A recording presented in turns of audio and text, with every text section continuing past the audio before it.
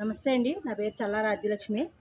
గోకవరం మండలం కొత్తపల్లి గ్రామ మేజర్ పంచాయతీలో డ్రైనేజీల పరిస్థితి ఎంత అధ్వానంగా ఉన్నాయో ఒకసారి అధికారులు గమనించవలసిందిగా కోరుచున్నాను.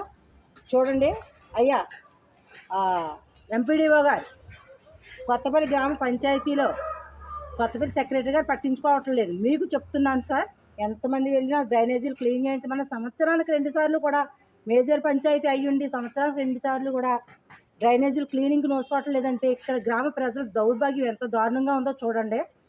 ఎందుకంటే ఇలాంటి డ్రైనేజీల వల్ల రోగాలు ప్రబలడి ప్రజలకి ఏవైనా అనారోగ్యాలు వస్తే పరిస్థితి బాధ్యత ఎవరు తీసుకుంటారు సార్? చూడండి ఎంత దారుణంగా ఎంత అధ్వానంగా ఈ డ్రైనేజీలు ఉన్నాయో.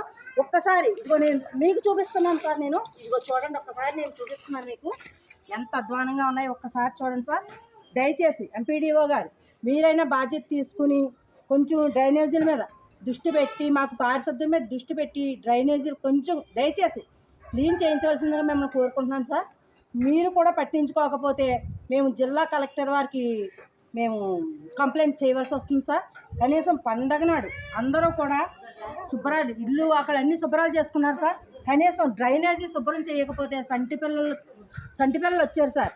సంటి పిల్లలు వచ్చినప్పుడు ఇలా ఉన్న డ్రైనేజీలో అంటురోగాల భార్య పడితే పిల్లలు వీళ్ళ పరిస్థితి ఏంటి సార్? ఒక్కసారి ఆలోచించండి.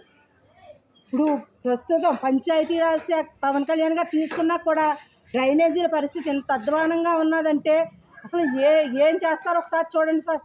మీరు ఇంక మేమేం చెప్పలేము సార్. ఎన్నిసార్లు మీకు కంప్లైంట్ చేసినా సరే మామూలుగా మీకు అసలు ఇది అవ్వట్లేదు. ఒక్కసారి దయచేసి ఎంపీడీఓ గారు మీరు దృష్టి పెట్టి మాకు కొంచెం డ్రైనేజీలు క్లీన్ చేస్తారని కోరుకుంటున్నాను సార్.